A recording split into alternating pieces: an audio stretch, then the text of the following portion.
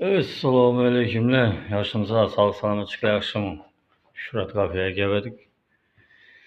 Aylanib kelaverasizlar xudo xolasa. Stromildan o'tib, o'tki yeringizda chap tarafda. Bu kabinalarim.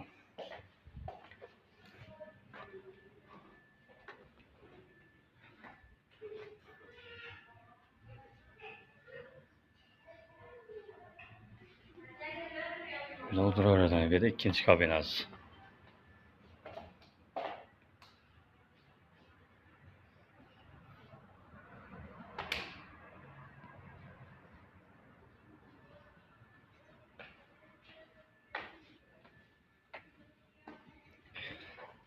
Bu yerda og'aylar zakazini aytib, oyoqni uzatib yotaverasizlar yonbosh tashlab. Menuda bir narsa bor.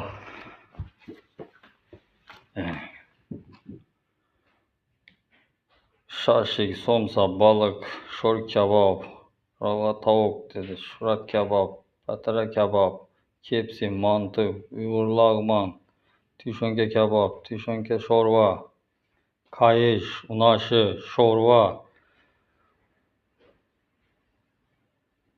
Zakaz etish uchun 50lik 772 60 00 murojaat etaverasizlar. Dastlabkilar bor. Shunday yerlarda o'tiraverasiz. Yonbosh tashlab keyfa deb. Qalonki bo'lsa boyni.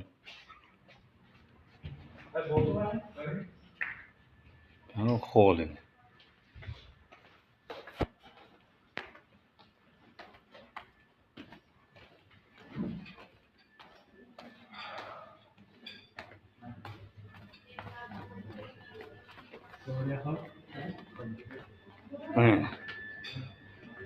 Yandan o'tiraverasiz.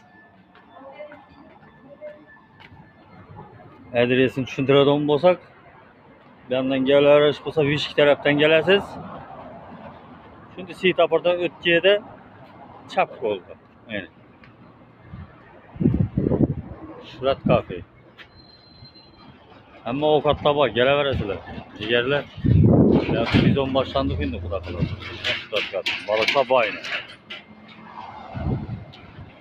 Balıkla oynab turibdi.